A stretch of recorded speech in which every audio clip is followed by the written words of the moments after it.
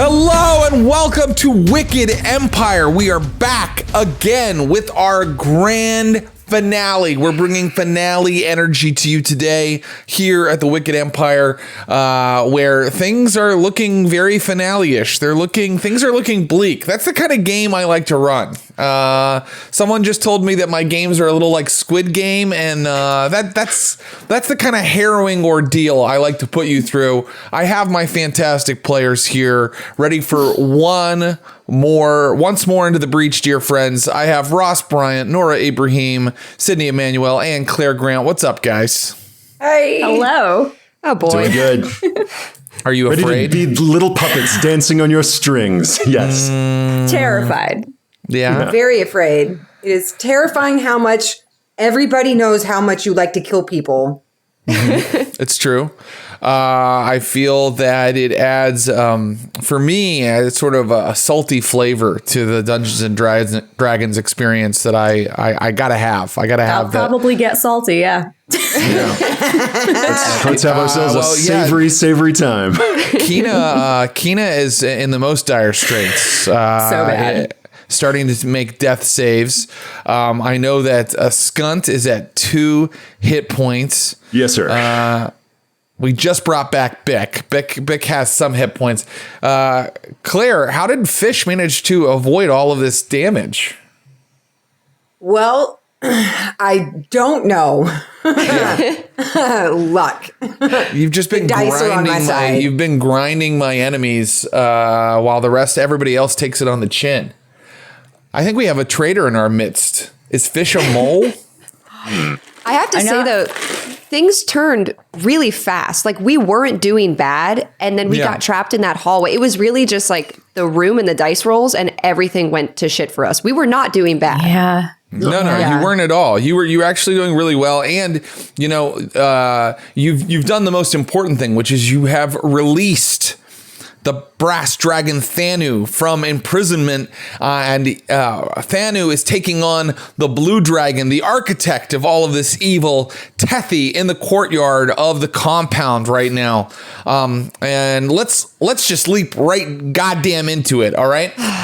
So last time you infiltrated the Tethian order, the temple of the blue monks of the blue dragon Tethy, because Mother Kana explained to you that even though her drug empire, was maybe in your estimation a bad thing, the way worse thing is that Tethy, the blue dragon, has access to some sort of mirror dimension. And using that mirror dimension, Tethy can kind of reach out to everybody who is addicted to Black Rainbow, the drug Black Rainbow, and sort of take control of them all at once, making a sort of a hive mind.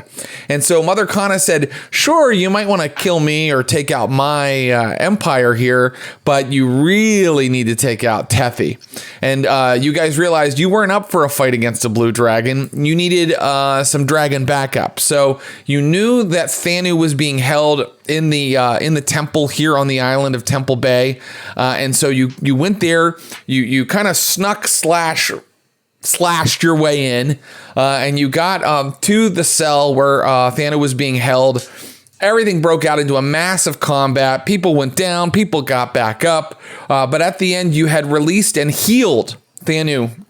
And he burst out into the courtyard where he was confronted by Tethy, who it appears you have also drawn out of his mirror dimension, which is probably pretty good for you. So although everybody is hanging by a thread here, you've achieved some quest goals. So good for you.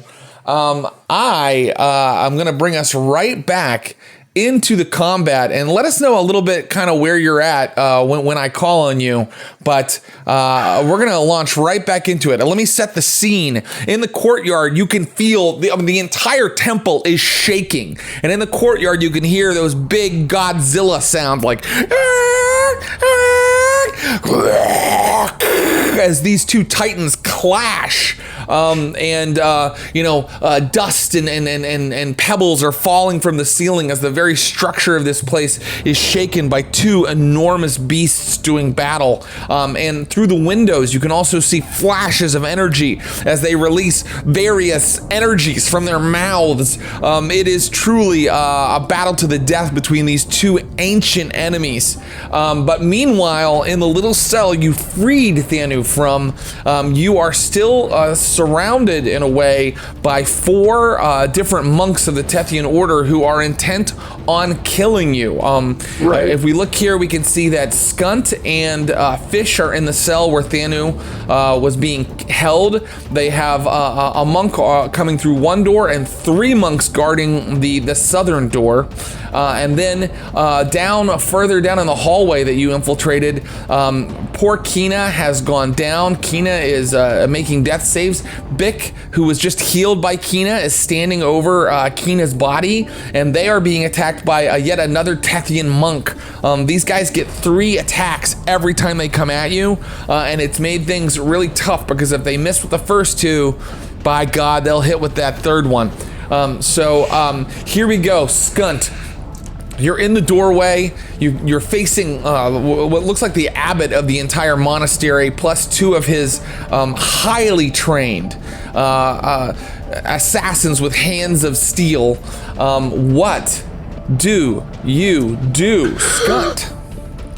What a great question. What the hell does Skunt do? So just to set the scene even further, I'm in the middle of this hallway, and unless this map deceives me, am I currently pincered? Like, is there a monk on either side of me?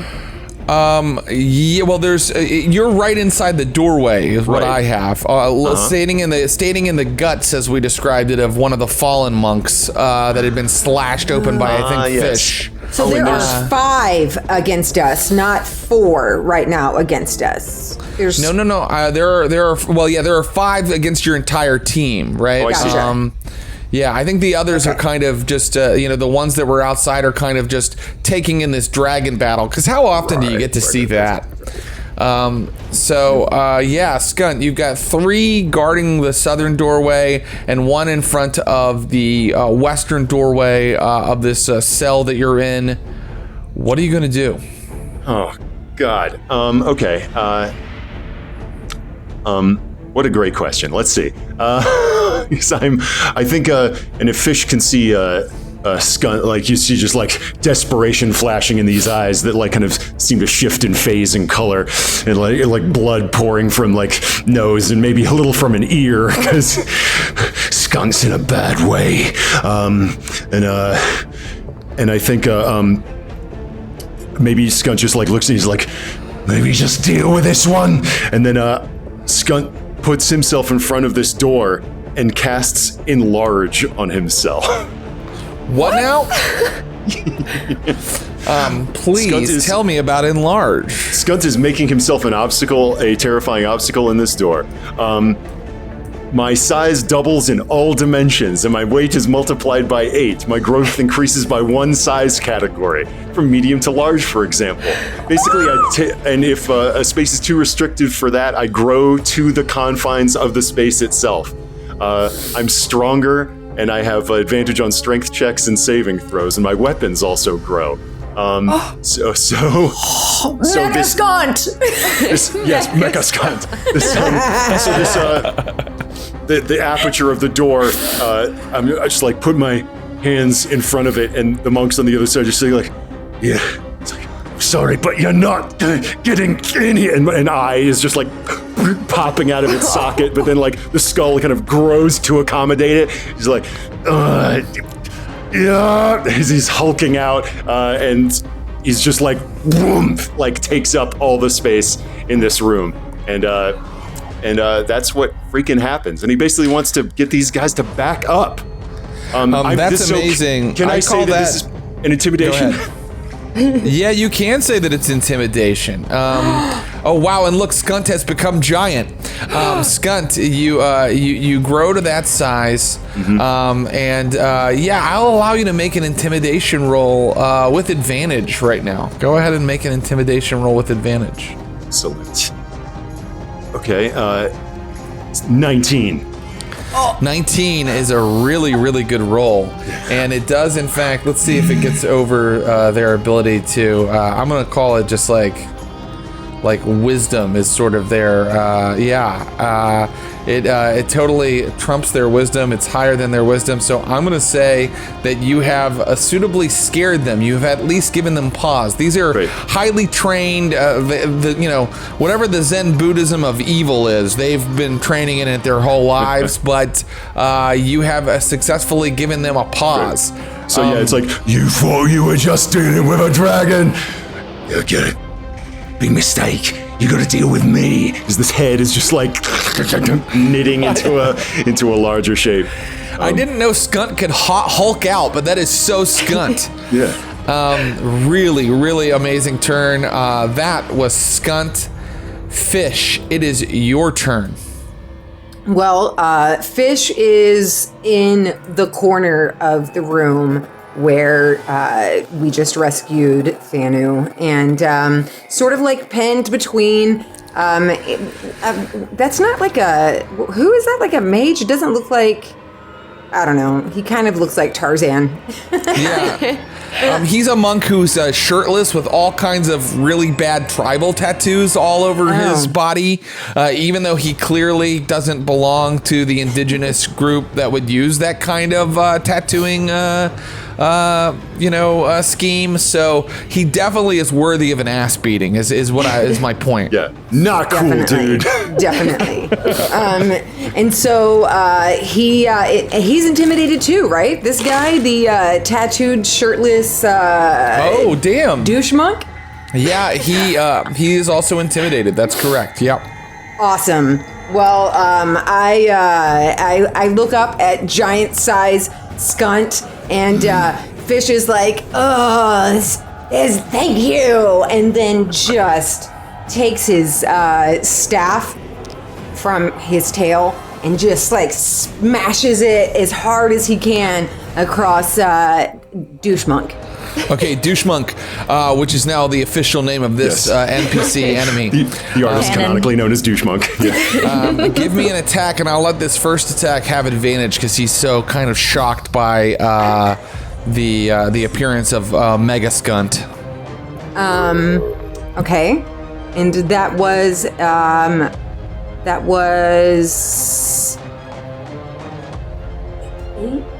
a 25. Whoa. 25 is a hit. It's a major hit. Okay. Here I go. Yeah. Okay. I have 9. I attack for 9. Okay, great. 9 damage. 9 damage. And then I'm going to. I have more. I'm gonna make one more unarmed strike as a bonus action. Yes. And so I'm gonna take my staff and then, back into my tail and swoop it around to get it out of the way. And then with my claws, I'm going to pounce on Douche Monk and just sort of go for the throat. Okay, your first blow with the staff has knocked him out of his shock and surprise at Mega Skunt. So this will be a normal, unmodified attack. Bummer.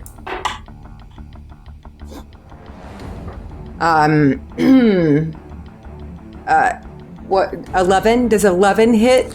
11 does not hit. Let me make double sure, but no, it does not. I'm afraid not. He doesn't have a shirt on, so I feel like maybe he doesn't have armor. I don't know, just say it. Sid, that's true, but remember, he's a monk, and they have unarmed defense and all kinds of, he's just been letting people smash him with rods and clubs for years to build up a real beefy kind of pectoral muscle. Yeah, he's a human callus. Yeah, exactly. Oh, he's a toe. He's one big toe. Douche Monk is a toe. Yes. The worst. Yeah. All right. So is that all of your attacks, Fish? I think, yeah, I think that's it. There's one last thing that happens to Fish. Fish Okay. hears a voice in his head, the voice of Thanu. My brave, brave student. Bring your warriors to me. Bring them to me. Yes. And yeah. Any response in your head or even out loud? I say, my master, I'm so happy that you are alive. Yes, I will absolutely bring all of my warriors to you. We can take out Tethy together. Hurry! I won't last much longer. Okay, yeah, because the fight outside sounds brutal. Yes, yes. May I yell right now to my party? Am I allowed to do that on my turn? Just like as a little. Of course. Okay, so Fish yells out to the party. I have heard from Thanu. We must rally behind him together. If you can make it out there, get straight to Thanu. That's perfect, great, wonderful. I also love anytime I'm like, players are constantly like, hey, can I talk as a free action? And I'm like, sure. And they're like, okay. I turn to my comrades and I say, you know, originally we all thought that, and then they have like a long specifically use your blades as a wedge on the door, and like in the heat of battle you have delivered that short monologue, and then I turn to Bick. Oh, Bick, you're in a tight spot. What do you do, Bick? Okay, Jared, I have a question. Oh boy, I love it when players back me into a corner with questions. Go for it. It's only because I can't remember, but could you tell me who... So, Bick is in the hallway leading up to the room where Skunt and Fish are, and me and Keen are kind of in the corner. And who in this hallway have we hit? Have we injured anybody? Oh yeah, so there's only one guy left, and that character actually... that character, I think, has zero down on him. Wait, say that again? That he has no hit points have been taken from him. He was, if I'm not mistaken, a reinforcement that entered the hallway. The one that's really close to Keena. So that one right there. And the other guys that are up near the door, they've been hit. They've taken all kinds of damage. But this guy, they've also just been like super intimidated and had their minds blown by they're Mega scared to death. Okay.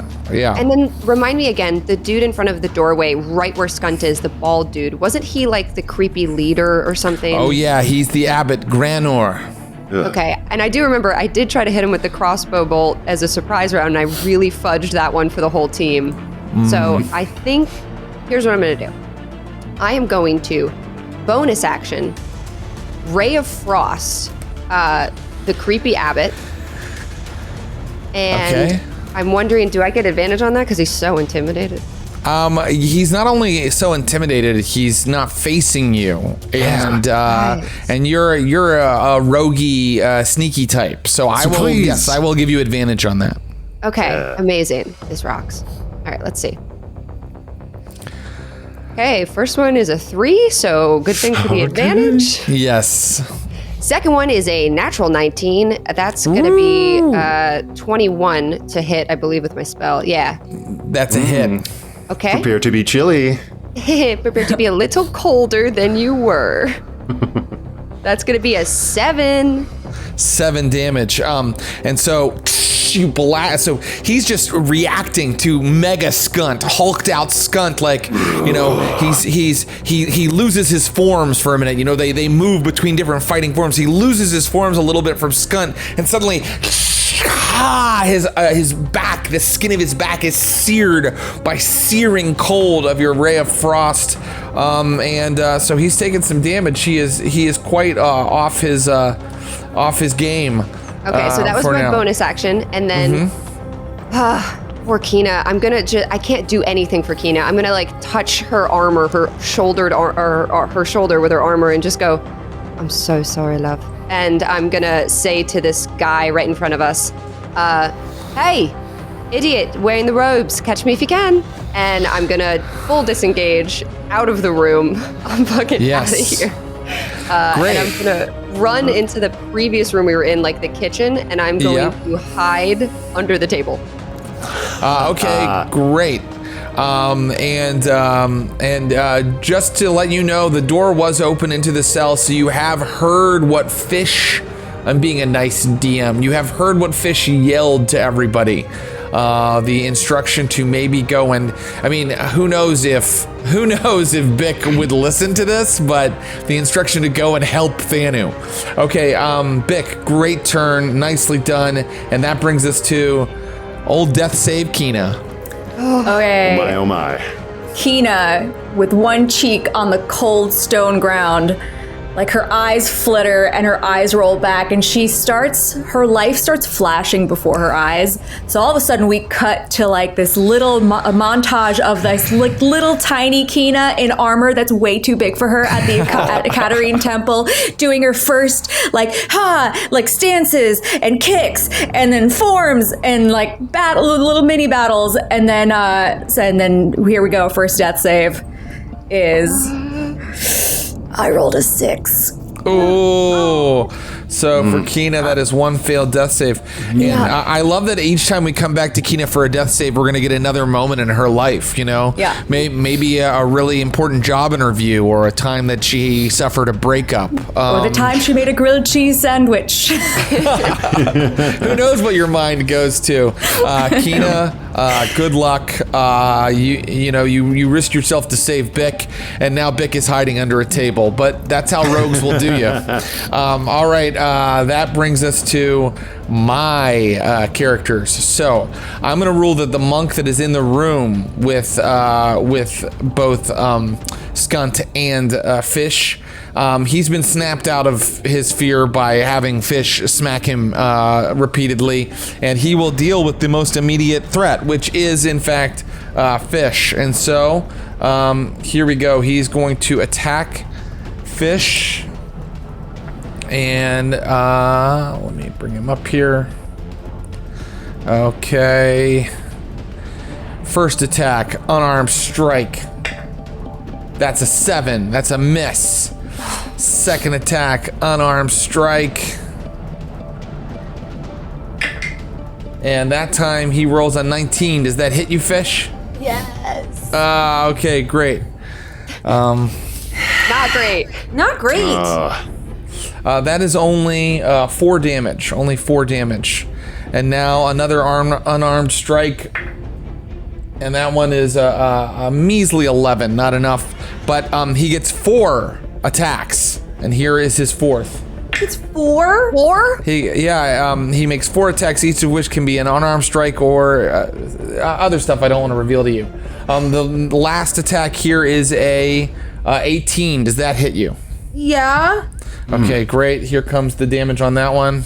1 damage. 2 damage. Try 7, I'm afraid. 7 more damage. So he is fighting for his life. His tattoos are glistening as sweat dribbles down them. Everything about him is unappealing. He is the douche monk. And now I go to my monks that are right outside the door facing Mega Skunt. And what I want to do is a sort of a modified morale roll on them. Because we've established that they've been scared by Skunt. And if they fail this morale roll, which I'm going to do as a wisdom save, then I think that they're going to take a turn not acting and maybe move back away from Skunt a little bit. So here they go. Do the smart thing. Run away. Your master's calling. Yep. It's like I said I liked Gonzo crazy action movies, and this is like at the end of Ricky-O's Story of Ricky when the warden like gets all massive. Yeah. Anyone? Okay. One of them made it. Damn it. Another one made it. Damn it. And one missed. So the one to the east, the far right side, if you're looking from my point of view, he is terrified of you, and he kind of like takes pause and jumps back a little bit. and won't act this turn. But I think that the other two still have their wits about them. Although, I'll tell you what, this guy is pissed at whoever shot Frost at him and thinks, oh, I can save face by running from this thing, but I'm not really running for this thing. I'm attacking whoever shot Frost at me, right? So you hear him shout something out in the Tethian code language and move away from you to the tune of, actually, Ross, I think that you get a, oh no, he'll fully just disengage. He'll fully just disengage. Okay. And move away down the hall, past his man who has a fallen Kina, and he's looking for,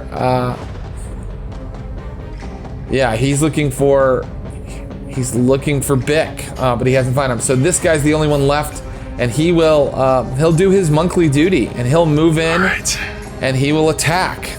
Right. Defense. Here we go. He gets 3 attacks. Here comes the first one. Does a 20 hit you? Does a 20 hit? Let me ask you this: if you tie, I always forget this. If an attacker attacks and hits the precise number of the AC, does their hit still connect? That is a hit that connects, I'm afraid. Great. In that case, that hits. Okay. And that is 6 damage. And great. So this hulking skunk's like, back off! And these 2 monks charge away down the hallway, but one stands his ground, whacks Skunt, and you see this colossal mega Skunt crumple and shrink and stumble and like fall to the ground as one like giant beefy arm still kind of like hangs limply at his side and shrinks and withers back to its original shape, and Skunt is down. Oh no. Skunt is in death saves. I've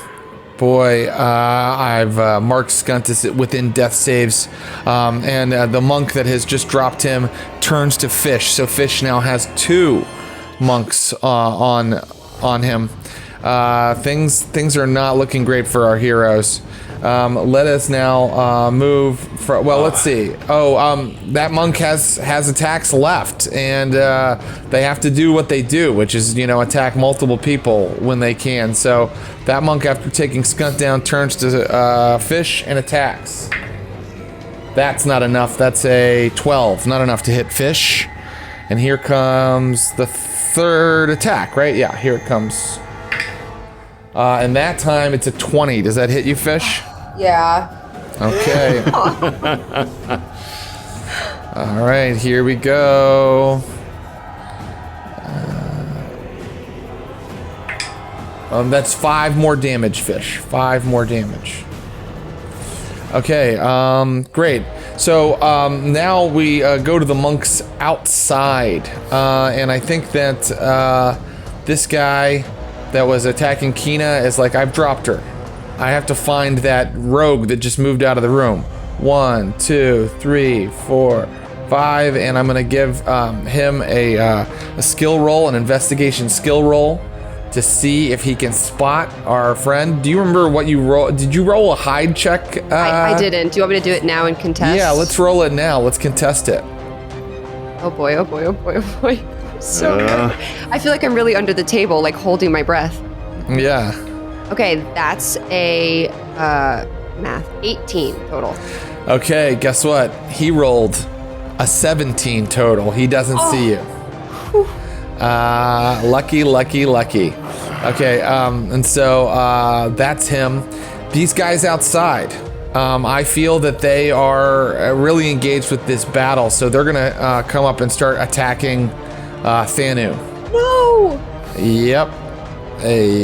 And so Thanu is taking, advantaged attacks against him. Oh, man. Yep. Okay.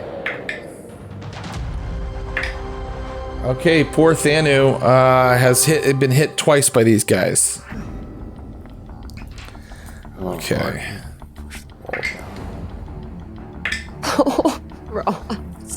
Oh man, I really wanted to get big and push the wall down and help him, but it's bad. I was a big boy, but I was hanging there. So defeated about going, oh, I really want to push the wall down. I wanted to push the dang old wall down as a super Hulk. I know, I've been completely relentless. I've been completely relentless with you, but it is a finale. I mean, I just want to let the viewers at home know, I have no idea if this crew is going to survive this. My strategy in encounter creation is to completely stack the odds against the players because I think my players are so fantastic they can still pull it out somehow. But right now, whoo, mummy. Okay, so Thanu and Tethy have exchanged some more blows. And then we come back to the top of the round with Skunt. Skunt, I need a death save. Great. Question, did Mother Kana, is she just out of the picture entirely? You'll remember Mother Kana ran away. She ran down the hall. She's in the wind. Probably one of the weird death visions Kina is having as a Oath of Vengeance paladin. You're probably thinking about your quarry got away, Kina. You're probably dreaming about it. So Mother Kana has no intention to get out from underneath Tethy's control. Are you trying to talk me into getting my NPC to do something? Yeah. Okay. Well, I'll consult Mother Kana and see how she feels about it. But for now, Skunt, I need a death save, friend. I rolled a 7. Oh, God, Skunt. guys. So I think not to ride on anyone's coattails, but Skunt is just like it takes that hit and feels not the hit of a monk, but the hit of a constable, like smashing his head against a cart, like, we don't take kindly to vagrancy here. As Skunt is like spitting at the cops, and then like getting like a teenage Skunt is being like thrown in jail. He's like, fuck you! And then another blow hits him, and that is what he feels as he crumples to the ground. This teenage image of himself beginning a life of crime and delinquency. Yes, I love this. I love that we're learning even more about the characters as they experience death saves. So that is Skunt. Skunt, he falls a little farther from the light, and then we are back to Fish. Fish, you have 2 opponents around you. What are you going to do? I'm going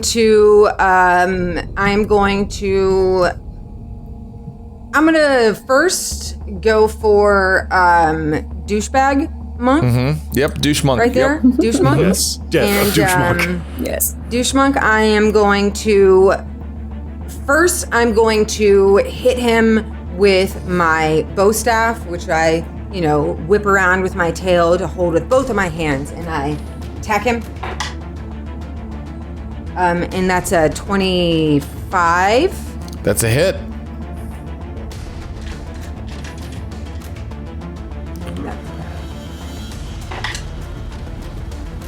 Only 6 damage, but 6 damage, okay. I'm gonna use flurry of blows for 23. Mm-hmm. And that hits. That's a hit. Ooh! And that's for 9 damage. 9, you say? 9 damage. Ooh. Very well done. And that gives me 2 additional unarmed strikes. Mm-hmm. Yes. So I'm going to yes. So now I'm going to use my claws. I'm going to use my claws. I'm going to take my bow staff. I'm going to put it away, and then I'm going to use my claws for first strike. Jesus. 18 plus 7, so 25. Hit. For 8 damage. 8 damage. Wait. He is down. Yes. Yes. Fish. Finally. Nice work, Fish just sort of like roars in his face, but it's not like a real roar because he's a tabaxi and he's, so it just kind of sounds like a... It's more like a drunken belch than a roar. And then he's going to take his attention to the guy who took out Skunt. Mm-hmm. And it's not a hit. Okay. But I do get disengage.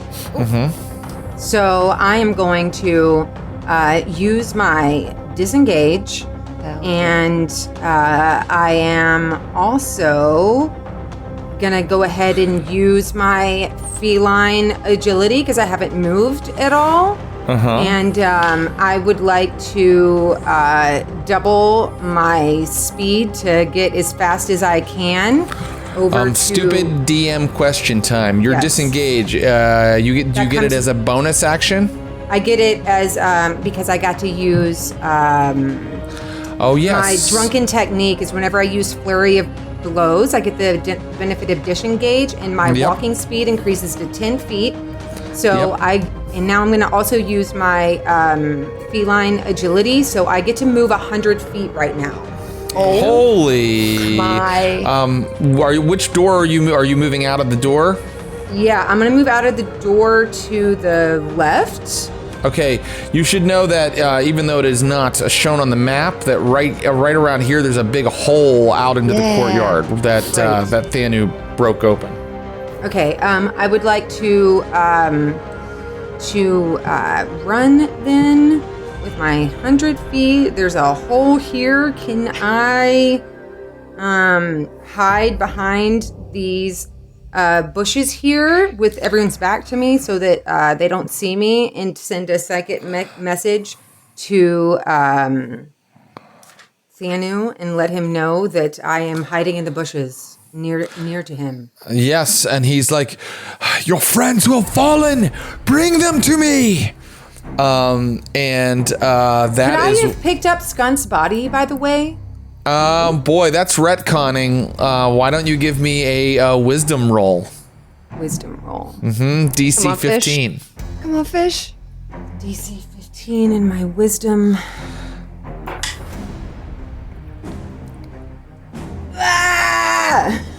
It's a 13. I'm afraid I must say no then.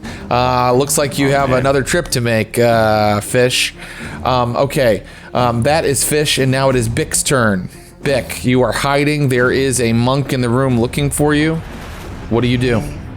I would like to try to shoot this monk in their Achilles with my crossbow from under the table. Nice. That is a really cool move, and I'd say it's very roguey, and so you can take advantage on the roll, because he did not see you. He does not know you're for certain in the room. He's not ready for you. Amazing. Okay, there I go. Oh, natural 20 on the first roll. Holy shit. Oh, Okay. baby. So a natural 20 on the first roll. I'm gonna add an effect here. I'm gonna say that he is restrained, or he can't move because of what you've done to his foot. But go ahead and do your damage as well. Okay, so this is also my sneak attack because I am completely hidden and he couldn't find me. So that's an extra 2d6. Let's roll high. Okay, first one? No, I'm gonna switch die for these next ones. Okay, it's 7, and then plus the crossbow, 8, 10, 11, 12. That's 13 total. 13 total damage. He takes it, and he's like, ah! And now he's like hobbling on one foot as a crossbow bolt is completely through his Achilles tendon. He can't walk on that leg. Okay. Okay. But he does know where you're at now. Yes. All right. I'm gonna For have what to it's worth. move. Okay. Here's what I'm gonna do. I am gonna run out from the table. Is there any way I can scoot by him through that doorway without incurring an opportunity attack? I'll rule that since you got his Achilles tendon and he's a little bit worried about that he probably won't make an opportunity attack. Okay. I want to grab Kina, but I'm not fast enough to... I don't know if that would be helpful. Especially Okay. because there are monks out in there. I know. I'm going to die again if I go back in there. Okay. Okay, I have an idea. Okay, here's what I'm gonna do. I'm gonna move to the doorway. And if you'll allow me with my rogue cunning, basically with my rogue cunning, I get a bonus action of I can like pick locks or like do things with my hands. Would you allow me to throw? I have a potion. I have an oil of slipperiness potion in my inventory that I got when I made my character. Can I throw it at the monk and just have it like shatter at him? Because if it hits the ground in a 10-foot area spread, it becomes the grease spell on the ground. That's amazing. Do you have enough actions left for that? You've moved and you've attacked. So my bonus action, I do have my rogue ability, which is like I can pick locks, I can open a door. I'm wondering if you'll allow me to throw a potion as... You know, it's such a cool plan, and it doesn't seem like it would be that hard for someone who's trained in this kind of thing to just throw something. It's not, you know, if you can pick a lock, you can throw something. So, yes, I'm allowing it. Yes! Okay. I throw the potion at a stupid abbot monk. And you want me to roll to hit him with the potion? Well, you're just rolling it to hit the... do you want to hit him, or do you want to roll and get it on the floor? Yeah, I just want to like smash it at his feet, I guess, at the ground. I think that happens, and so there is an area of the floor. How much does it cover the grease spell? Do we know? It is in a 10-foot spread. It duplicates the effect of the grease spell in the area for 8 hours. Okay, so where there are no boxes, you know, we have a 10-foot square here covered in the grease spell. I know exactly where it is. I also know that he can now see you, so yes, they know where you're at. I can move. I haven't used all of my movement, so I'd like to move again. Okay, great. And hold on, that's 5, 10, 15. Okay, I cannot make it to the door, but I'm almost out of the room. I can't wait to find out. Wait, so the grease is going to make him... turns it into difficult terrain, so he's got to use double movement to get across it. Each creature standing in its area must make a dexterity saving throw. We forgot to do that. Oh. Because you threw it where they're standing, right? I mean... Yeah, my point, I was trying to just give some buffer for Kina when hopefully she makes all her death saves, that they're not going to be like near her, that she'd be able to like sneak out the door or something. Right. Okay. Let me see what I can do here in terms of their dexterity saves. Of course, that is what they are quite good at. But let's give it a shot. And it's supposed to be equal to your spell save DC. Let me just see how they do. Well, the first one they rolled a 16, and the other guy rolled very poorly. You can usually, I mean, I don't know what the DC would be on a thrown grease spell. Well, I guess we'll use your spell save DC, which is what? I don't even know because I'm not a spellcaster. I just was able to get these extra things. That's okay. When you cast your Ray of Frost, what attribute do you use? Let's find out. Oh, it's an evocation cantrip because of something that I get. Cantrip Master. You still add something to it though when you aim it, right? Yeah, +2. But why? What do you have a +2 in your attributes? Nothing. Okay. I'm confused. Well, I had one that rolled a 16 and one that rolled a 9. I think the 9 definitely fails and the 16 succeeds then. Yeah. Just for ease here. Yes, and we have added the weird phosphorescent grease here. So here's the fun part. I think that the abbot falls down. And the other guy, the other guy is still, he's able to maintain. Let's see. Oh, actually, it looks like you can't get both of them. I'll be fair to you because they were far enough away from each other. I'm just going to be fair to you and say that the abbot falls down, the other guy is fine, which is how it was anyway. Okay, really good turn. And did you move away as far as you'd like? Yep, I can't make it out of the kitchen room, so I'm stuck with that monk. But that was some roguey shit right there. The most rogue, that peak rogue. Yeah.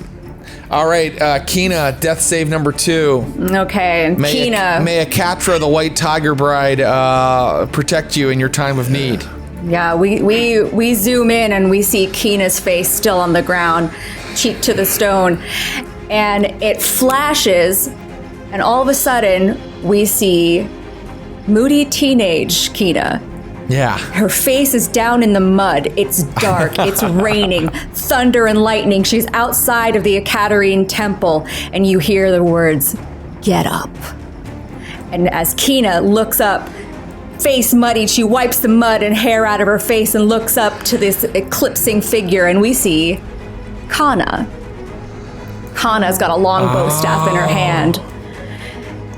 Kina, in a rage, gets up to meet her bow staff, and they kind of wrestle around, and she knocks her back to the ground.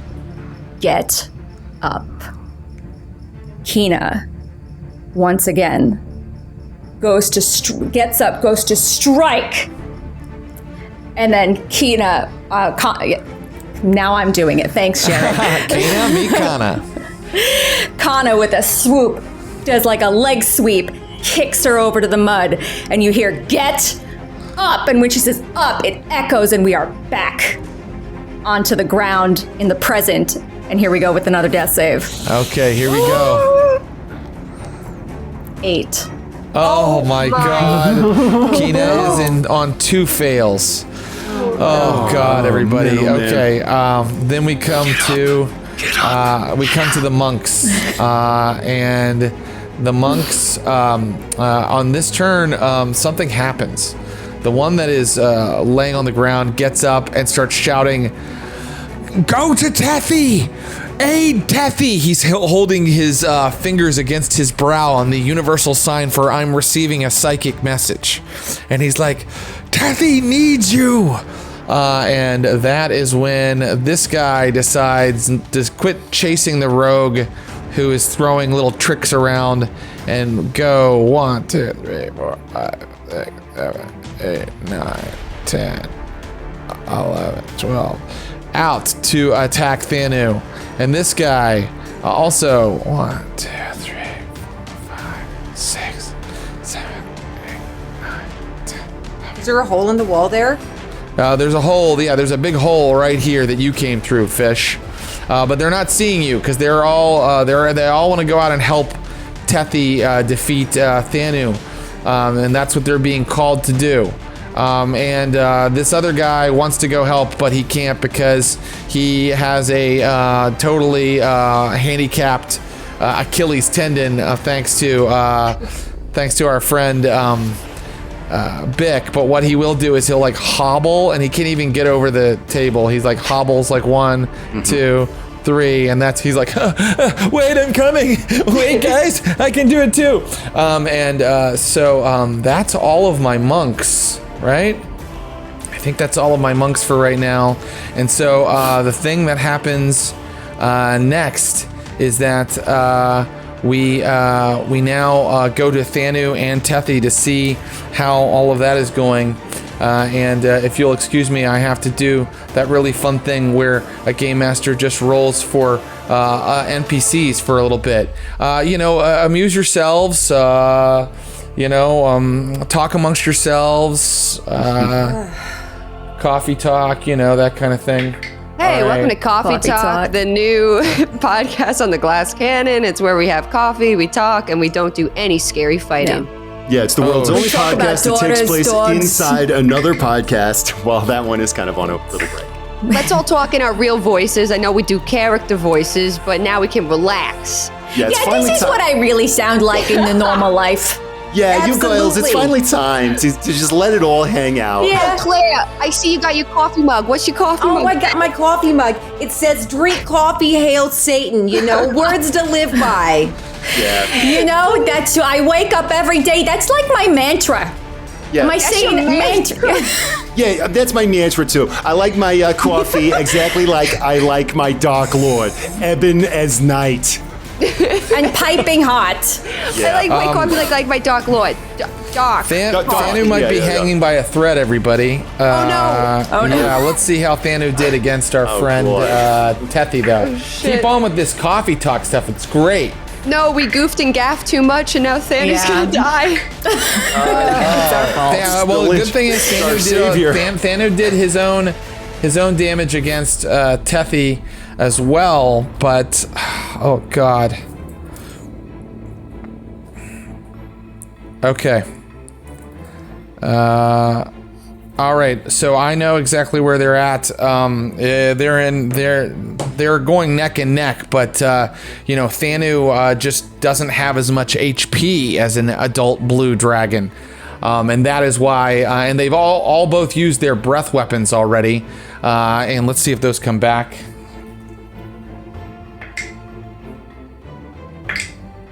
Okay. Great. So now that is my dragons, and that is my monks. My monks can't. My monks are also attacking Thanu. No. No. Hold on. Did we not destroy that connection psychically when we destroyed the mirror? The psychic connection. Are you saying you don't want the monks to leave you alone and go out and try to fight? You want the monks to stay and continue to beat on the people who are making death saves? I'm on the move Claire was making a little earlier where I'm like, where's Kana? Isn't Kana supposed to help too?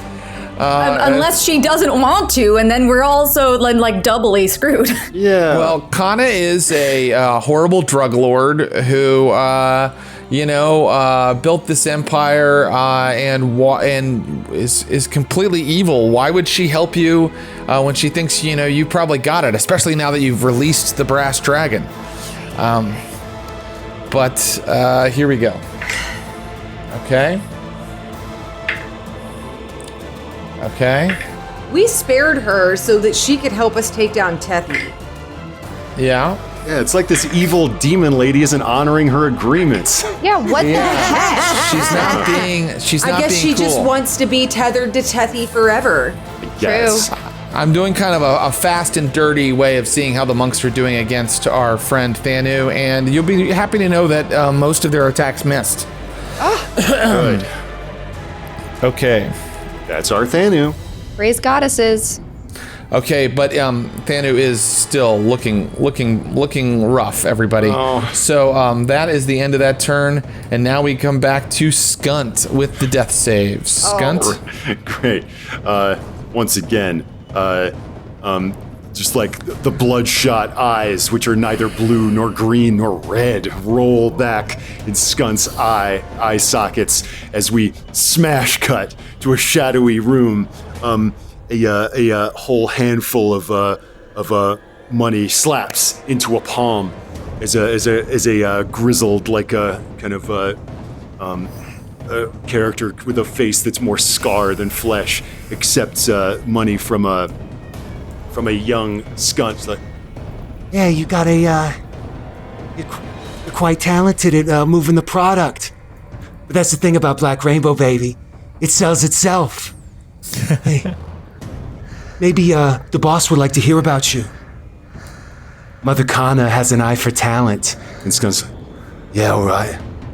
I'm always willing to try a new venture.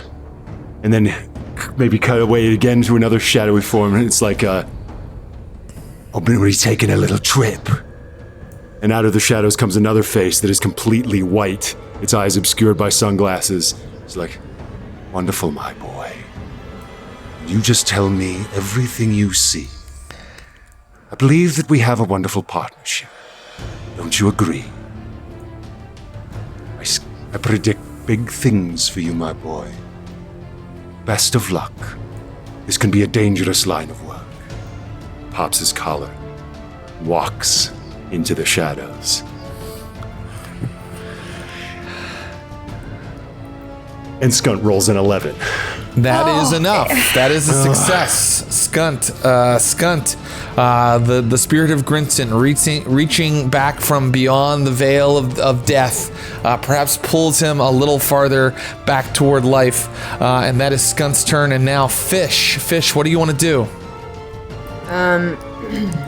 Well, I think Fish feels remiss for not helping, for not grabbing Skunt back into the room.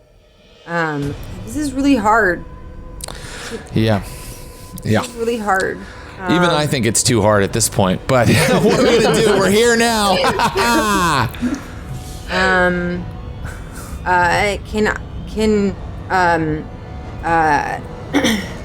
So Fish, before reacting, psychically reaches out to Thanu and just asks for some guidance. Says, "Please, Thanu, we are outnumbered and half of my party is down. Like, help! Give me the strength."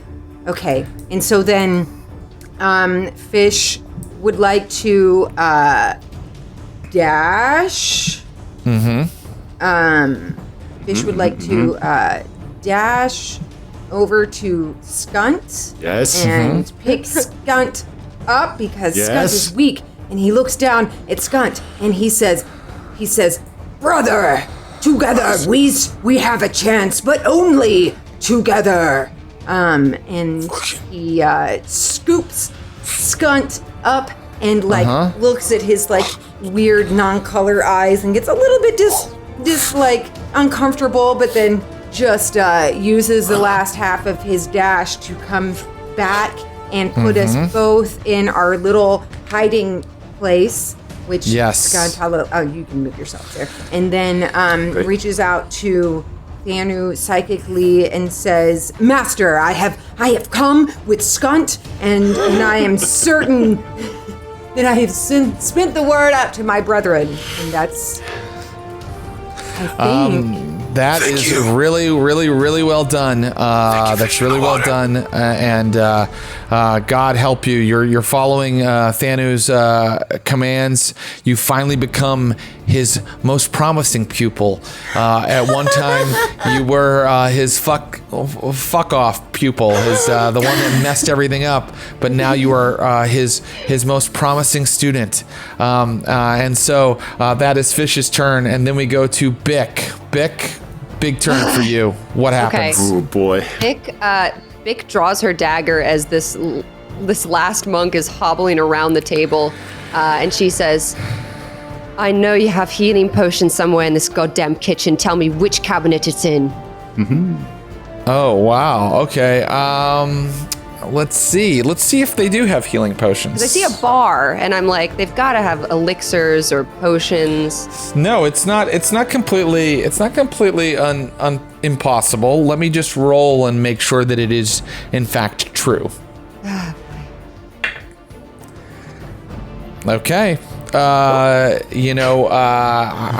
was gonna say, 50-50 chance. So 11 or above. I just rolled a 15.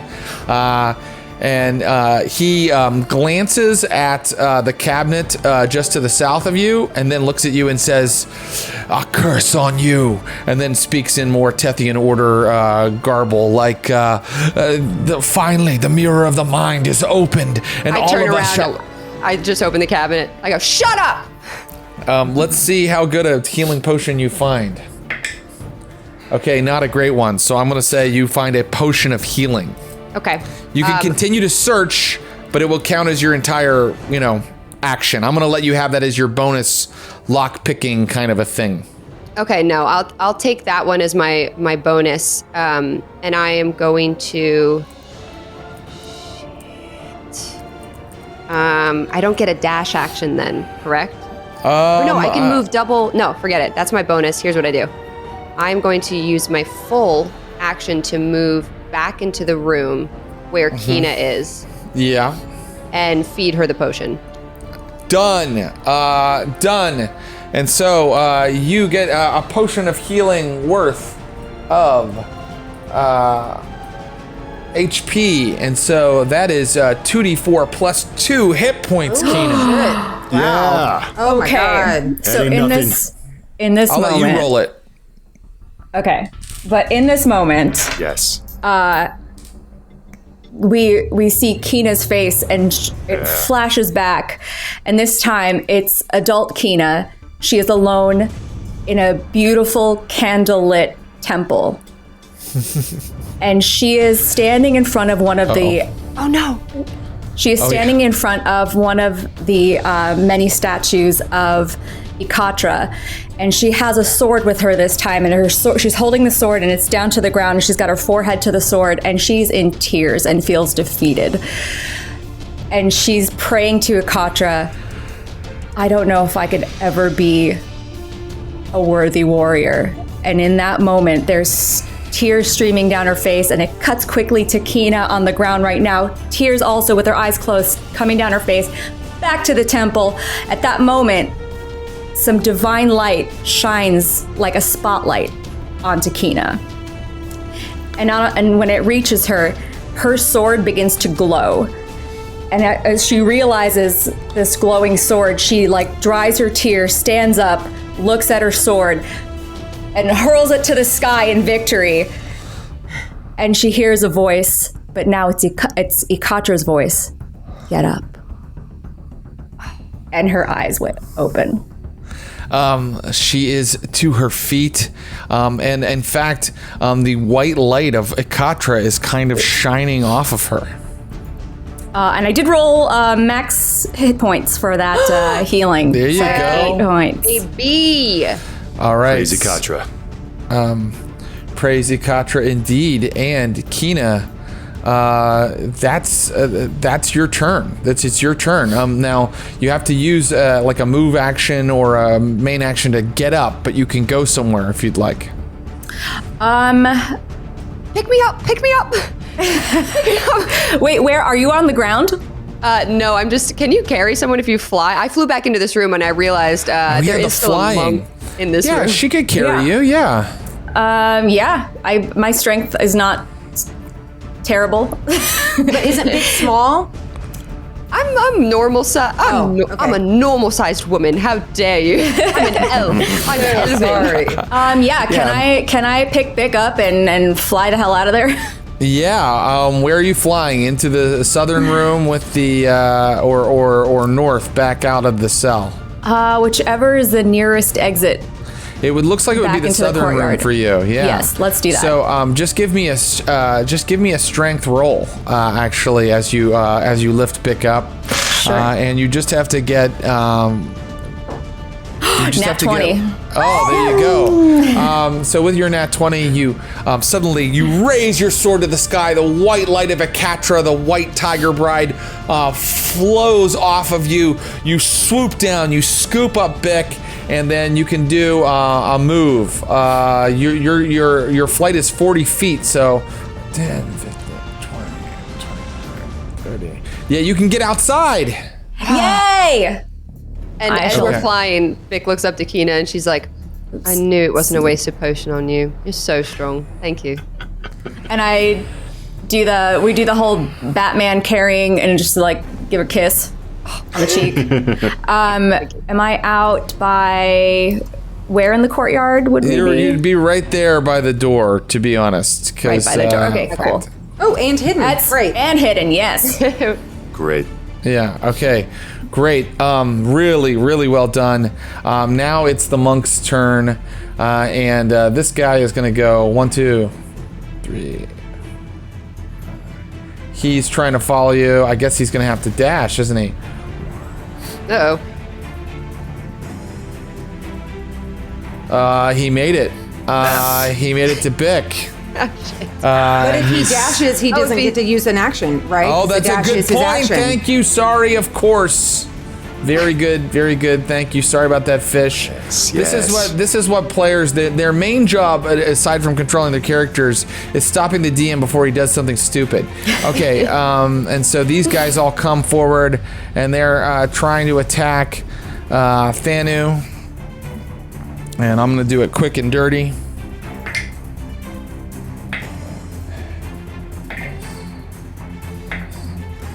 Literally sitting here with all of my fingers crossed Yeah. for fails. Okay. Okay, Thanu really hanging by a thread now, you guys. Thanu in the most dire straits he could possibly be in. And unfortunately, what he's trying to do,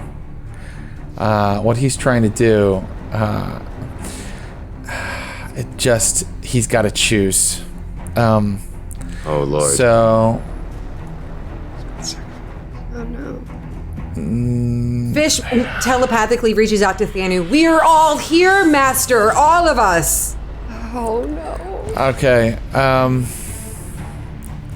Shit. He has to make a choice, and he goes, "I see you, my children.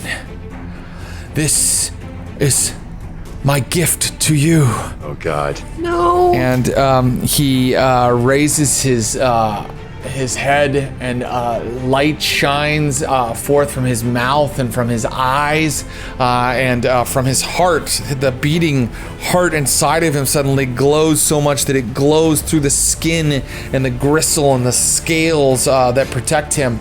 And he casts Mass Heal, which is an enormously powerful healing spell, but he cannot get the entire party because they are so split. So he casts it on Kina and Bick, because they are closest. Even though But- Kina's full. Right, okay. Kina's not at full. She No, got I'm at 8 8 hit points. Yeah. Yeah. Oh, okay. Now, let me tell you about Mass Heal, because it's a massively powerful spell. Thanu can spend so many hit points and give back so many hit points, but he has to do it within a 30-foot range, within 60 feet away from him. And so you all are just too far away from each other. So he has chosen Bick and Kina. You guys go back to full health. Wow. And I have more good news for you. So does Thanu, because he can pick himself as one of the targets. And having done that, he'll continue to take their blows because he's back at full health. Oh my gosh. And so you see like the rents in his wings and the places where their fists have pummeled him and bruised him. You see it just like go back to shining, beautiful brass metallic sheen as the light pours off of him. Kina and Bick, you are fully healed. And he says to you the words from Save It Private Ryan: "Earn this." So that is the turn for our friend Thanu, and then it is Tethy's turn, and boy is he pissed. And he can't get. He used his fiery breath earlier while you were all fighting inside, so he doesn't have that. He hasn't really noticed you yet. He's just going to continue to attack Thanu. Miss. Hit. Miss. Okay. So they continue to scrabble and fight with each other, and that is the dragon's turn. And now we are back to Skunt. Skunt, I'm sorry. You are still in death saves territory. All good. Man. Dragged. You just heard fish in the water. Just heard Skunt like muttering, just like this. I have to. Like blood pouring out of him, and zoom into Skunt's multicolored eye. His mind is unstuck in time, and you see it emerge from an eye of a 12-year-old Skunt in an alleyway, holding a piece of stenciled metal up against a wall, as fire like blasts out of his hands, scorching a stencil graffito on the wall of this building, as suddenly like his legs go out from under him, and a figure looms over with like, "Hey, don't you know this is private property, you little gutter prick?" As like boom, like a kick in Skunt's ribs, and little Skunt gets to his feet. He's like, "Yeah, and they do it again. This whole neighborhood's gone downhill." Bam! Like down on the ground. As Skunt gets back up again. Bam! Hit back down. As Skunt like spits out a tooth, gets up again, and maybe this figure doesn't even notice that like it's like starting to snow. Like colors are swirling around. Whatever is in Skunt is coming awake, and Bam! He falls down, and 12-year-old Skunt goes unconscious as Skunt fails another death save. Oh boy. Okay, one more failed death save, and Skunt has passed. We are going to now move down the order to Fish. Fish, Thanu is echoing in your mind. Focus on Tethy. All that matters is destroying Tethy. Okay. You don't have to listen to Thanu. You've always been a poor student. Maybe you don't listen to him, but maybe you realize that, his strategy is the one that will prevail here. All right. I am going to do exactly what my master tells me to do. Fish, do I get advantage for being hidden right now and leaping out? I think that you're gonna be running all the way into the fray here. You know what? I'll let you have advantage on the first attack because I don't think that our friend really sees you coming, and you're kind of attacking from the side if you go where I think you're gonna go. Yes.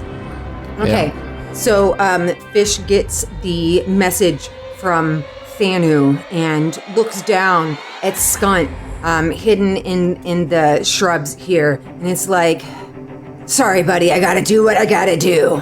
And then he leaps out from the bushes and he jumps on top of the crates that are to the left of him. And he runs down these crates, and right as he's getting towards the end of the crates, he takes his bow staff and he whips it around with his tail so that it's in front of him, and he's holding it with two hands, and he leaps off of the end of the crates and he comes down right here on Tethy, and he attacks Tethy with advantage with the bow staff.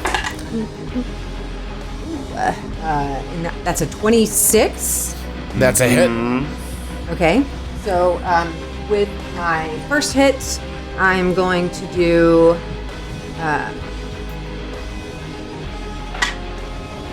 9 damage. And then, 9 damage. Yes, and then of course he is going to use Flurry of Blows now that he is close, and he is going to come in one more time. Yes.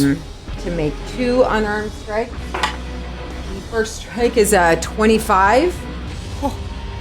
25 is a hit. That's great. And so that is with his claws, because after he was done coming down on top of Tethy with the bow staff, he whips it around and then just tries to claw at the wings of Tethy. It's just shredding the wings of Tethy so that hopefully fly again. And that is for the first one is for 8 damage. 8 more damage. And then here I go. I'm going to claw at the other wing.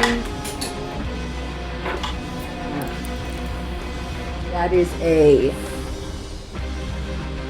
15. 15 and not enough. Okay. Well, I get one. I think a wing whaps your blow out of the way. Okay. Well, I get one more key fueled attack.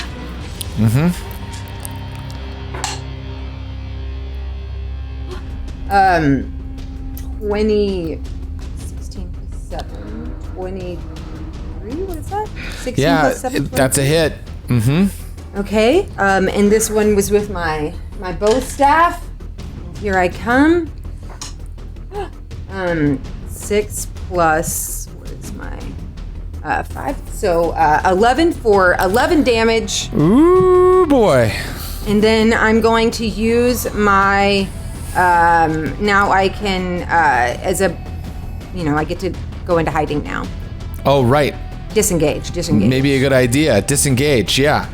Disengage, get out of the way. So here I go, disengaging and moving over here. I'm hiding in these bushes. Nicely done. Nicely done. And Fish, incredible round. And now Bick at full health. What do you do? All right. Bick is gonna turn around. This fucking monk behind me is so annoying. And And she's going to take a guarded step backward and aim her crossbow. And she's just going to say, I'm so sick of looking at your face. And fire the crossbow at this guy. Go for it. Plus... That's going to be 17 to hit. That is a hit. Oh, that is. Okay. Oh, max damage, 6, 7, 8, 9 total. 9 damage, done. Okay, great. He doesn't go down.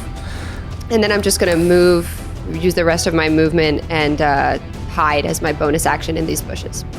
Very, very well done. So that brings us. You put a crossbow bolt on him, and then you somersault away into the bushes, into the palms to hide, and then it's Keena's turn. You see as Keena slowly rises above that palm frond that she's been hiding behind, her wings flapping, and she will dive bomb towards Tethy with a divine smite of her longsword. Amazing! Yes! That is the moment we've been waiting for. And that is a 21 to hit. Yeah. That's a hit. All right. That does, pardon me for a moment, 23 points of slashing damage. Oh. Wow.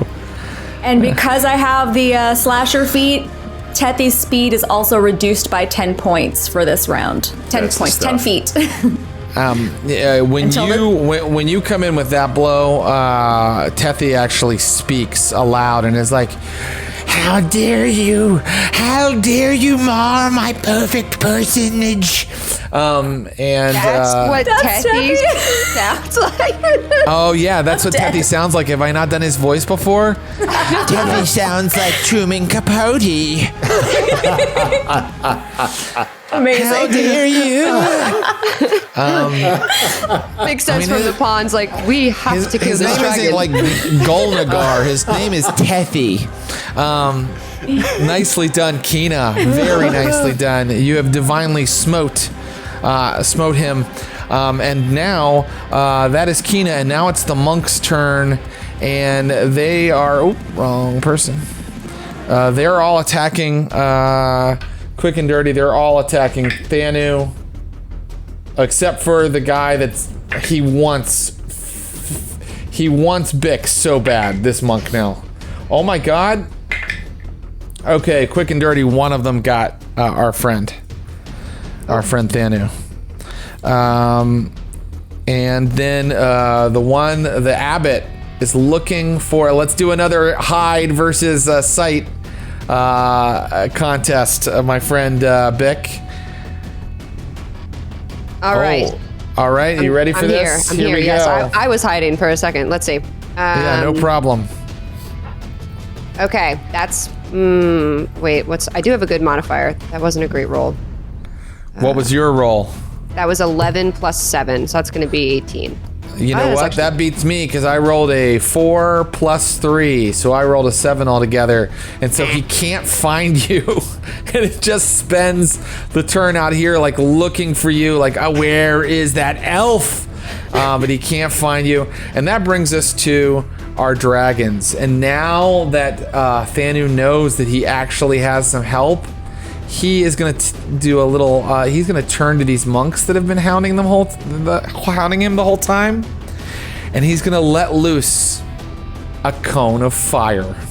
Ooh. Hell yeah. All of them need to make saves. Let's see. They need to make a DC 18 dexterity save. Now these guys are good at that kind of thing. Let's see how they do. Success. No. Fail. Yes. Fail. Yes. And success. Natch 20. So the two guys in the center are going to take the full 45 fire damage, killing them. Yes. Oh, brother. And the two guys on the outside are going to take Roasted. less. They're going to take like half of that. So they're going to take 22 damage each. So, but these two guys are completely dead from fire damage. I keep losing my roll 20. The two in the center. And that is Thanu's turn, and then Tethy's turn will be to attack this annoying paladin that is suddenly... Well, first of all, Tethy's gonna do something... No, it doesn't make sense for Tethy to use Frightening Presence right now because Tethy wants to grab as many enemies as he can in that. So he's just going to do his normal I'm a big blue dragon shtick and attack this irritating paladin who is in his way, who has dared to mar his personage. Here comes the first attack, Kina. This is a 19 versus your AC. My AC is 19. Okay, that's a hit. You take 0 damage. You take, yeah, what if that was possible? You take, that's going to be, oh shit, I rolled a lot of damage. 26 damage from that hit. Okay. It's a bite, and the bite has like electroshock in it. The next attack is with a claw. And that is not enough. That is just a 16 versus your AC. And then the final claw attack comes at you. And that time it is good. It's a 23 versus your AC. Dang it. All right. Okay, here we go. We're going to see how much you rolled here. Only 10 more damage, Kina. You see Kina's wings go and she spirals back down to the ground. No. Wow. I am a really, really tough dungeon master. Damn. Guys, thank you. I know it's tough to take all of these, like, go down so many times. So thank you for making it exciting and letting us know a little bit about your characters' lives. Kina, that was Tethy's awful turn, and now Skunt. Let's see if you die. No. Okay. No. Yeah, here we go. It's this. All right. What's the rule on death saves if it's above a 10? It needs to be 11 or above. Yep. Great. A prison official slaps Skunt awake in an unremarkable metal room. He's chained and there's like a bit in his mouth. It's like, I want you using your mouth because we know you can do stuff, you half-elf freak. And I've been wanting to be alone with you for a long time. and that is when the room suddenly goes dark, as though ink was dropped into the very air. It's like, what the? And then stepping out of the darkness is the white face of Grinson, who sits down across from Skun. It's like, I find that the officials of our empire can sometimes take a strong hand when perhaps a gentler touch is required. And as the darkness clears, like, you can see the officials slumped over, like, asleep on the floor. And, Grinson slides a, folder across the table, and the desiccated mage hand removes the bit from Skunt's mouth. Who the fuck are you then? What matters is who the fuck are you, Mr. Skunt. Assault, vandalism, drug pushing, theft. This is all in your record, but I believe you know that people of our talents can make these sorts of things disappear. He slides another folder across the table. I'm offering you a chance at another life, Skunt. If you work with me, you can have this life, or you can have a life with a purpose. What do you choose? Do you choose a purpose? Purpose? Purpose? And this is what he sees as these dragons blast fire in front of his fading eyes. As he sees Kina fall, as like he sees fish bash into the back of this dragon, as chaos erupts all around. It's like, with all the strength in his body, he's like, he has not the ability to do anything else. It's just like a cigarette in his trembling mouth. It's like, no. And it just flames on. Yeah. I guess. At least it was for a purpose. And the cigarette falls from his fingers. And his head droops over. And the palm tree that he's under suddenly, like, blossoms with 1,000 multicolored flowers that, like sprout around him and, like, blink out an ear. Like, as, like, the chaotic magic that was in him is just released in a gout of force as Skunt fucking dies. Oh. Skunt, you said the chaotic magic inside of you is released. I think that the chaotic forces inside you, the chaos magic in your blood is released as you die. And I think you cast a final spell. Anything, even if you've already used it inside of your inventory of spells, and any target you like, Skunt. Any target you like. Where does that chaotic magic go? You're very nice. You're very nice, Reacher. Great. I can do one thing. One thing. All right.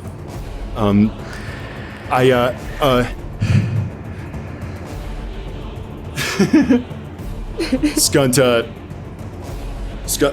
before all this happens, like, the couch is like, okay, one little fuck around, just for old time's sake. Wouldn't it be just a laugh? And the alternate to enlarge is cast, and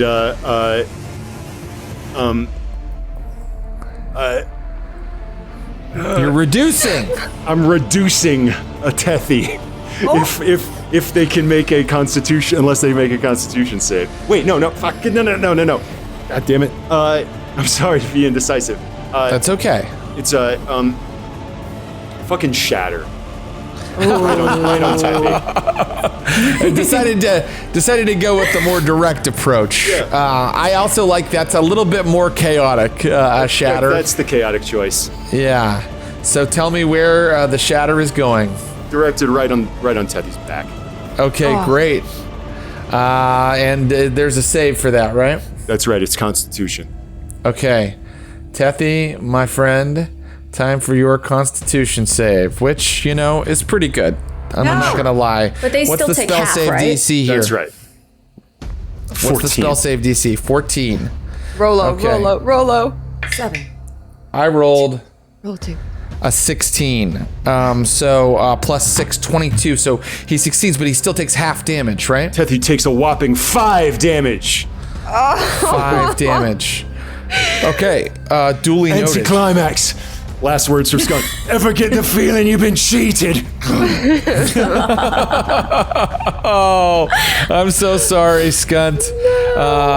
You chose Shatter, and you don't quite shatter him. But you guys watch as this, a sound. You don't watch. You hear this sound like boom off of Skunt and kind of knock Tethy off its claws for a moment. And now it is Bick's turn. No, I'm sorry, Fish. Fish, it's your turn. Okay. Fish is hiding and behind Tethy, so does Fish get advantage on this first attack? I'll allow it. Okay. So Fish would like to take his staff and whip it around in front of him, and then he is going to leap from the side of the wall in his hidden spot in the shrubs to once again come down on Tethy with the Very good. Here you are, Fish. I've moved you into position. 23. That's a hit. Great. That is for 10 damage. Nice. I have news. Tethy's what's- hanging by a thread. Great, because I am immediately going to use Flurry of Blows and spend my final hit point to attack him 3 more times. The first 2 with my claws after whipping my quarterstaff behind me with the tail. And that is not a hit. 22. Hit. Okay, so I get 1 with the claw for, I think it's 7 damage. Just let me check. Yes, for 7 damage. Okay, great. You claw him, and now you can see that so much of the blue scales have been ripped off that now you're really getting down into like the guts of this monster. Well, I have 1 more attack, 1 more key-fueled attack with my quarterstaff. So here I go. Vengeance. 16. 16 is not a hit. All right. Well, I would like to now disengage and go. Is there like the banisters on the stairs? Is there? Can I hide here on the stairs? Yeah, you can. Okay. I'd like to hide right there on the stairs. Okay, great. That is Fish's turn, and that brings us. We're so close to Bick. Okay. Bick hearing those absolutely awful cries and seeing it's just like boom, Kina wings goes down, and then looking over and Skun like shoots off the spell, and then he is just still not moving, eyes wide, and Fish is attacked. It's like it's so chaotic in this courtyard. And Bick, all she can hear is Tethy's horrible screaming, and she's hiding in this fern, and she's just gonna line up her crossbow like army crawling style upward out through the leaves and take a sneak attack shot at Tethy, and I hope I hit. Here we go. That's with advantage, right? Oh my God, I'm so nervous. And I do extra damage. Okay, Norse Foundry die. Please don't do me wrong. Okay, first one is a 14. Let's see if I can do better than that, but I think that'll hit with my plus 16 plus, oh baby, 21 to hit. Hit. Yes. Here we go. Sink it. 3, 5, 6, 7, 8, 9, 10, 11 damage. Tethy lost a lot of damage to Thanu at the beginning.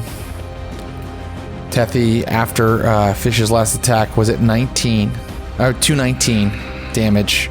Tethy has a total of 225 damage. You only needed 6 more. Your 11 kills Tethy.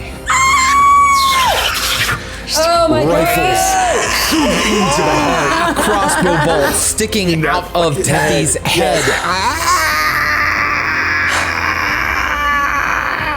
And Tethy. Vic says, "That's for Grinson, and that's for Skunt, you giant slab of meat." Suddenly, the sky fills with shadows. No, it's okay. As Thanu flaps his wings and looks up, soldiers on flying carpets are starting to land in the courtyard, and they all bear a symbol that Grinson had on his business cards. The reinforcements from Looking Glass have arrived, but more importantly, we need to find out what happens to Kina. And so, because there's still a fight going on, and it is now Kina's turn. Kina, how are you going to do on your death save? Let's find out. All right, let's find out. Nat 20. Yes. A nat 20 means you are stabilized. Hell yeah. And these monks who have just seen their leader fall, that is enough to kind of shake their trust in their god. They've just swallowed their god fall to the ground, and I think that they go and they try to succor him. They're trying to help him, and they're crying and they're weeping over his body as the forces of Looking Glass descend on the compound, and we move to the very end of our story. Looking Glass forces move in. They secure the compound. Kina is given another draught of healing potion from a cabinet somewhere, and is back on her feet. Together, you round up the final few monks.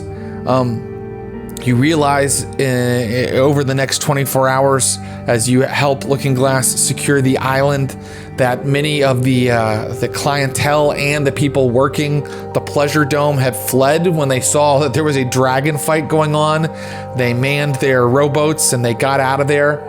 The entire place has been largely abandoned in the last hour or two, but still some folks are rounded up by Looking Glass, and I would like to now give a little time over to each of you to give your story a coda, an epilogue, and I think I'll start with our man who's already passed. Is there anything else to tell about Skunt and Grinson and Looking Glass, Ross?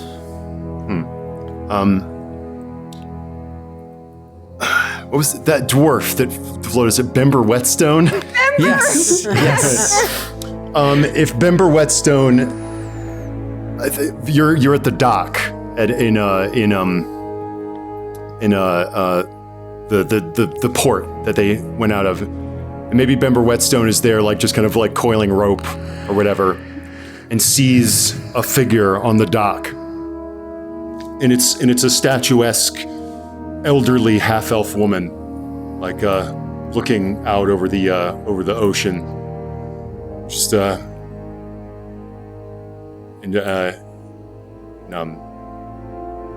you catch her eye. And you realize you've maybe seen her before. It's like,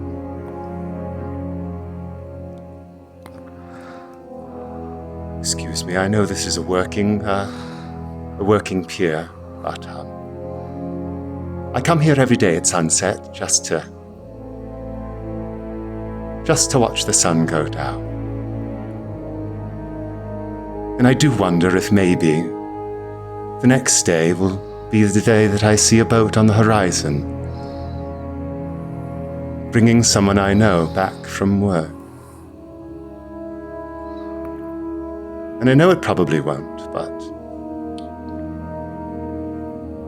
it's beautiful all the same. Don't you agree?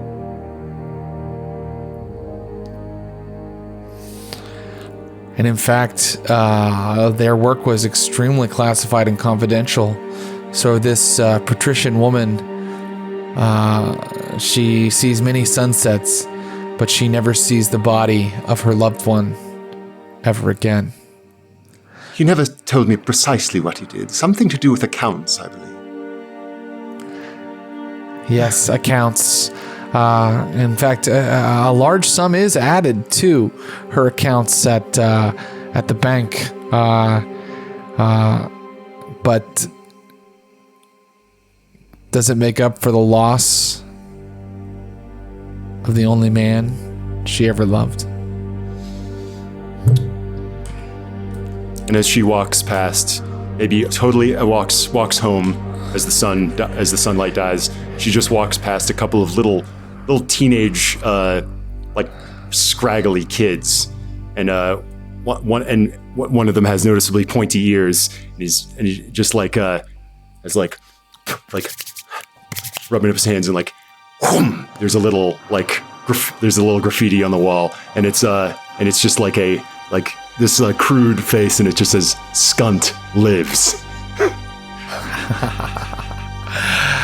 She walks home through many Black Rainbow addicts, but a lot of them are now in the first stages of withdrawal from the drug. They are having moments of clarity where they come out of it for a little bit and they're like, where am I? Where is this? Where are my clothes? Help me! Help me! And of course, a friendly constable helps them out at the hard end of a cudgel. Away with you! Out of the way!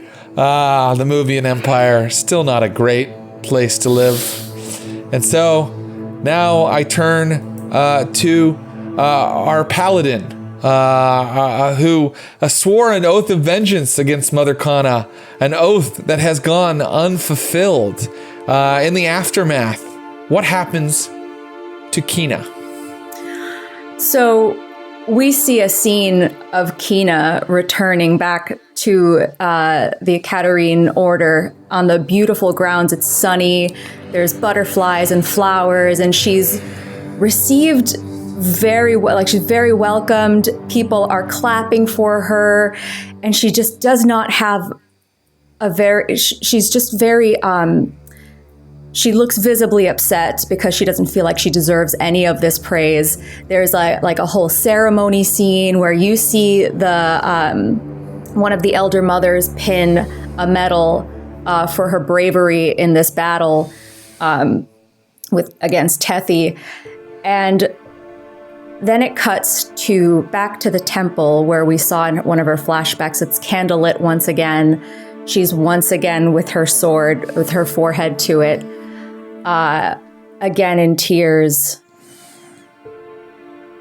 I am so sorry. I don't deserve any of this praise. But I will never give up. I will find Kana, and I will slay her. And you see her, like, her head down, and she walks back, and then you see it cut to her going back into her very humble dormitory. And there's like a chest that she... There's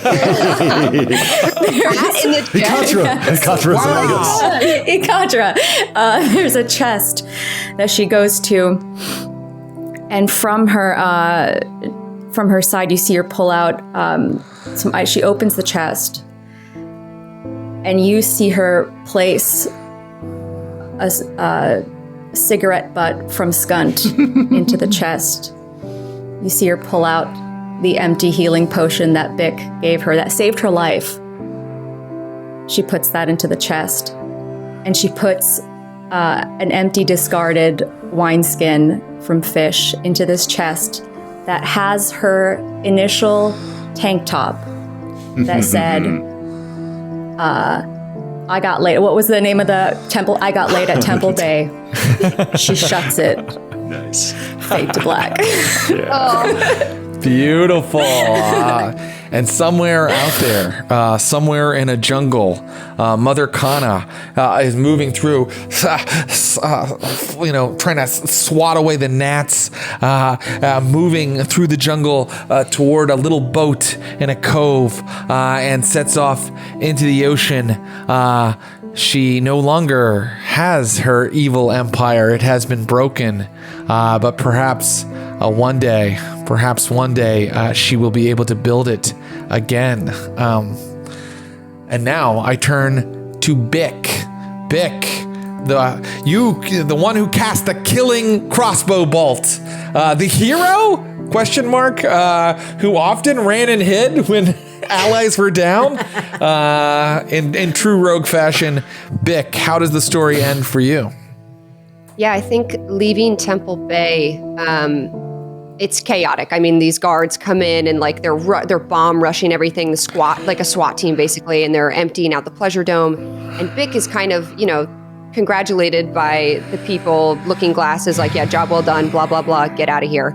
And she's trying to find Striga. And it's just chaos. And whether she sees her being taken away in, handcuffs or not, she does see Urs. And she sees Urs changing into different people as, they're moving through the lines trying to get to the different boats off of the island. And she spots Urs. And she knows it's them. And they change somebody else. She's trying to track them. They change somebody else. And then next thing she knows, she's on a boat. And Hers is gone, and she's waiting in line to get on the boat. Fast forward, she's in a tavern, of course. Yeah, And there's some god-awful goblin screaming her ear off next to her about some bet that they made and something that she owes this goblin. And Vic is just looking in her notebook at the bar, circling names, retracing things, and there's one name in there. She keeps underlining it, and she flips a page, it's underlined again, and she cannot remember who this is. And the name is Grinson. And she's like, was it a friend? Do I owe them something? She underlines it again, flips it, and she's like, I have to find out who this is. So she ends up following this name, asking around, following people, and she gets to the Looking Glass, all the way to like whatever the front doors of that may be, whoever her contact is. Sure. And we'll leave it there, but she's trying to I love it. now get into Yeah. Yes, she perhaps will be the new recruit. We've got a new skunt, everybody.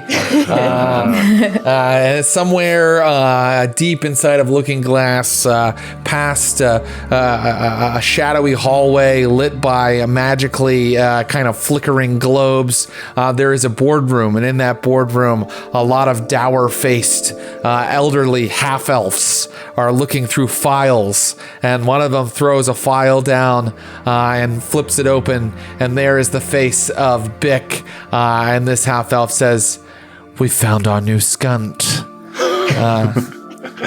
Active. And now we end it where we began it all. Fish, you rescued your master. What happens next? Well, the first thing Fish does is go up to Thanu and apologize for ever,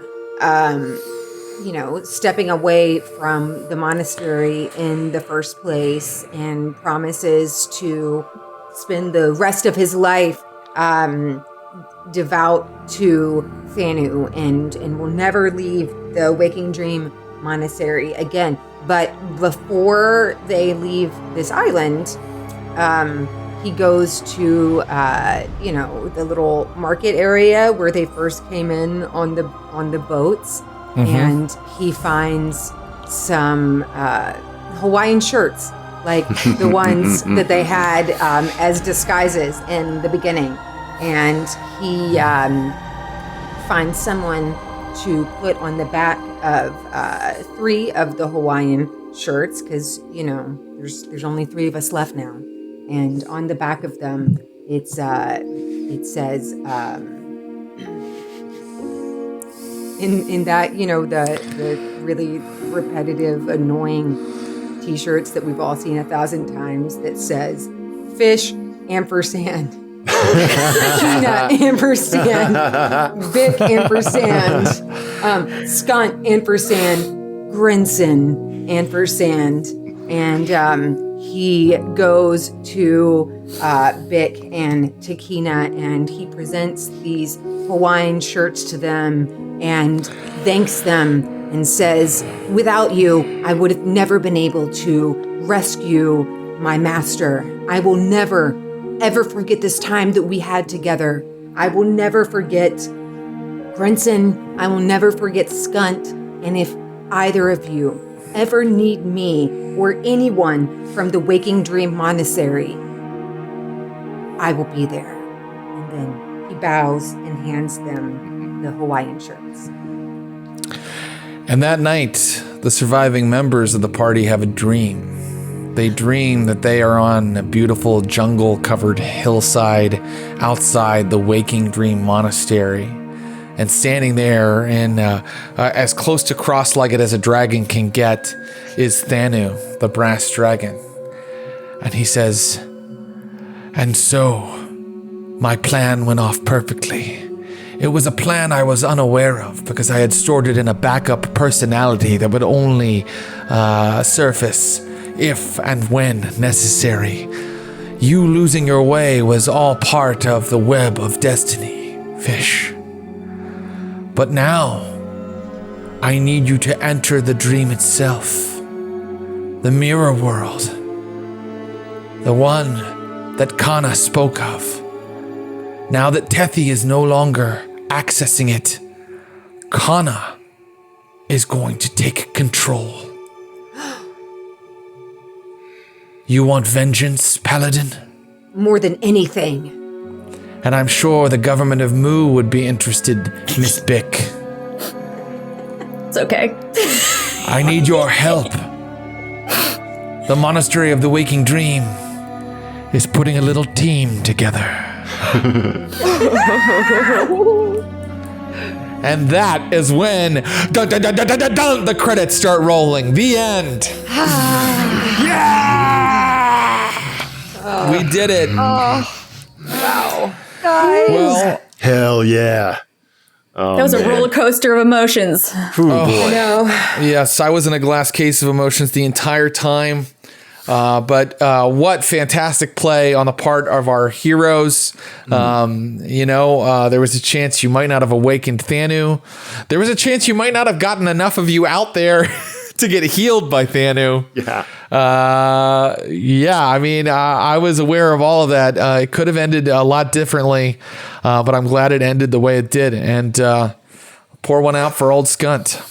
Oh my, Yeah. Ross, I feel so Drink bad one for Skunt Ross. tonight. Yeah. Hey, no, God, I don't feel that. It's great. it's great. It's like never. It is. You can really use that Johnny Rotten line. Never get the feeling you've been cheated when your final shatter delivers a whopping 5 damage to a dragon. Hey, it's all right. Because Thank God you are so familiar with the oeuvre of Johnny Rotten, so you had that to pull out. Oh my God! Still, he lives in legend among the street kids and gutter punks of the movie and Empire. I am going to go collapse after all of that, but I want to thank Ross Bryant, Clare Grant, Sydney Amanuel, and Noura Ibrahim for making this one of my favorite Dungeons and Dragons campaigns of all time. And I also want to thank the viewers for tuning in. I hope we gave you the action movie that we promised, and I hope you will come back if there is a season 2 in the mirror world. Question mark? Parentheses? Asterisk? Pound sign? Ampersand. Webding. I want that shirt. Yeah, I want that shirt too. We have to. I'm ordering them. Okay, Yeah. I'm going to go order these shirts. Love you all. We'll say goodnight. Good night to my players and good night to our viewers. Naish, Good night. you'll live forever. Bye-bye. Thank you, everybody.